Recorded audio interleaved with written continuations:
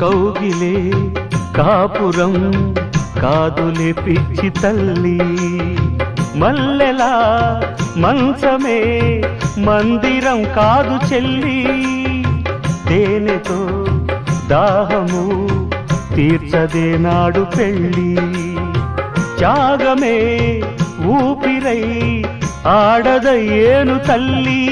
కామానికి దాసోహం కారాదే సంసారం, కాచుకో భర్తనే కంటి పాపాయిగా, నేర్చుకో ప్రేమనే సంటి పాపాయిగా,